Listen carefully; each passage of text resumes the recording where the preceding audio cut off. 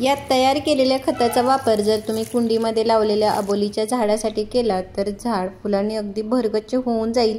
नमस्कार, स्वागत आहे तुमचे आपले यूट्यूब चॅनेल SP गार्डनिंग मराठीमध्ये। आज आपण अबोलीच्या झाडाविषयी माहिती पाहणार आहोत। झाडाला भरपूर फुले येण्यासाठी वाढीसाठी कोणती खते द्यायची, झाडाची काळजी कशी घ्यायची, त्यासाठी कोणती कामे करायची याची देखील माहिती आपण पाहणार आहोत। तर त्यासाठी व्हिडिओ कुठेही स्किप न करता शेवटपर्यंत नक्की पहा आणि जर तुम्ही आपल्या चॅनेलवरती नवीन असाल तर व्हिडिओला लाईक व चॅनेलला सबस्क्राइब करायला मात्र अजिबात विसरू नका। गुलाब, जास्वंद यासारख्या फुलझाडाप्रमाणेच अबोलीचे झाड देखील वर्षभर आपल्याला भरपूर फुले देते, मात्र त्यासाठी त्याची योग्य ती काळजी घेणे, वेळोवेळी योग्य ती खते देणे हे आवश्यक असते।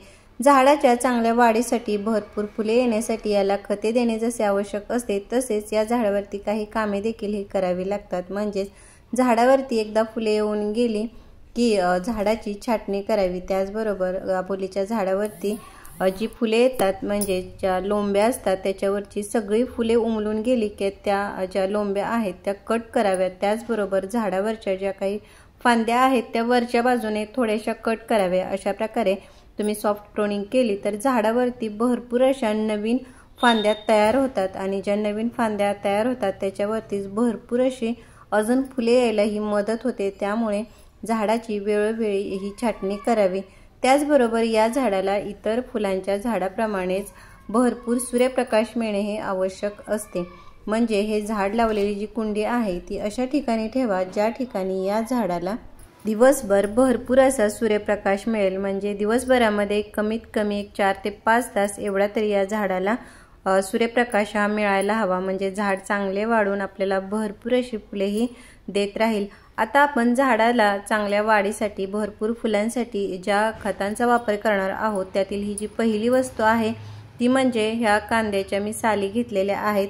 कांद्याच्या साली ह्या झाडांसाठी अतिशय फायदेशीर आहेत, कारण याच्यामध्ये जे फॉस्फरस, सल्फर, मॅग्नेशियम यासारखे जे घटक आहेत त्याच्यामुळे झाडावरती भरपूर फुले लागतातच, पण झाडावरच्या ज्या फुलांचा आकार आहे तो मोठा होण्यासाठी देखील मदत होते। आता या कांद्याच्या सालीचा खत म्हणून वापर करताना तुम्ही याची मिक्सरमध्ये पावडर तयार करून कोरडी अशी तुम्ही मातीमध्ये मिक्स करून देऊ शकता, किंवा कांद्याच्या सालीपासून पाणी तयार करून देखील त्याचे खत तुम्ही झाडाला दिले तरी चांगला फायदा होतो। तर त्यासाठी ह्या ज्या कांद्याच्या साली आहेत त्या 2 दिवस पाण्यामध्ये अशा प्रकारे भिजत ठेवायच्या, जेणेकरून याच्यातील जी पोषक तत्वे आहेत ती पाण्यामध्ये उतरतील आणि आपले हे जे खत आहे ते तयार होईल। तयार झालेले हे जे पाणी आहे ते एखाद्या कापडाच्या साह्याने किंवा गाळणीच्या साह्याने गाळून घ्यायचे। या पाण्याचा तुम्ही झाडावरती स्प्रे केला तर झाडावरती कसल्याही प्रकारची जरी कीड लागली असेल तरी निघून जाण्यासाठी मदत होते। आता हे जे तयार झालेले पाणी आहे त्याचा देखील डायरेक्ट झाडावरती वापर न करता ते पाण्यामध्ये डायल्यूट करून नंतरच याचा वापर हा खत म्हणून करायचा आहे, कारण तयार झालेले हे जे खत आहे ते स्ट्रॉंग असते, त्यामुळे झाडाला नुकसान होण्याची शक्यता असते। त्याचबरोबर झाडाच्या या कुंडीतील माती देखील अधूनमधून म्हणजे 15 ते 20 दिवसातून एकदा तरी अशा प्रकारे हलवून थोडी मोकळी करायची। त्यामुळे माती ही भुसभुशीत राहते आणि अशा मातीमध्ये आपली झाडे चांगली वाढतात। आपण जी पण खते देऊ ती मातीमध्ये व्यवस्थित मिक्स होतात, त्यामुळे आपल्या झाडाला त्याचा चांगला असा फायदा होतो आणि आपली झाडे ही चांगली वाढत राहतात। आता आपण झाडाला खत म्हणून ज्या दुसऱ्या वस्तूचा वापर करणार आहोत ती म्हणजे या सुकलेल्या लिंबाच्या साली आहेत।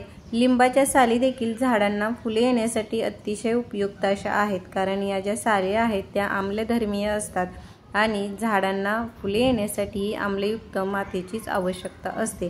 त्यामुळे याचा वापर जर तुम्ही झाडांसाठी केला तर झाडाला भरपूर अशा कळ्या फुले लागण्यासाठी मदत होते। मात्र याचा वापर देखील आपल्याला प्रमाणशीर करायचा आहे, म्हणजे 10 ते 12 इंचाच्या एका कुंडीमध्ये लावलेल्या एका झाडाला फक्त 1 तुकडा एवढाच याचा वापर करायचा आहे, जास्ती वापर हा करायचा नाही। अबोलीच्या झाडाला पाणी देताना देखील कुंडीतील मातीमध्ये हा ओलावा राहील इतपत पाणी द्यावे।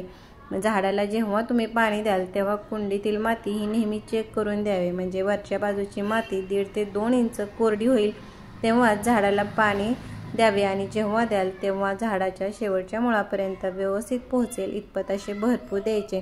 झाडाला पाणी कमी दिल्यामुळे झाड जसे सुकते तसेच झाडाला जर जास्ती पाणी झाले तर झाडाच्या मुळ्या ह्या सडून झाड खराब होण्याचीही शक्यता असते। आता आपण ह्या ज्या 2 खतांचा वापर करणार आहोत ती झाडाला देण्यापूर्वी झाडाच्या कुंडीतील माती थोडी हलवून मोकळी करायची आणि ज्या लिंबाच्या साली आहेत त्या मातीमध्ये टाकून वरून माती टाकायची आणि आपण जे कांद्याच्या सालीपासून तयार केलेले पाणी आहे ते एका झाडासाठी आपल्याला 1 ते 1.5 मग या प्रमाणामध्ये याचा वापर हा केलात तर तुम्ही पाहाल काही दिवसांमध्येच आपल्या अबोलीच्या झाडाची वाढ चांगली होऊन झाड फुलाने अगदी भरगच्च झालेले तुम्हाला दिसून येईल। तर कसा वाटला व्हिडिओ मला कमेंट बॉक्समध्ये नक्की सांगा। भेटूयात पुढील व्हिडिओमध्ये, तोपर्यंत बाय।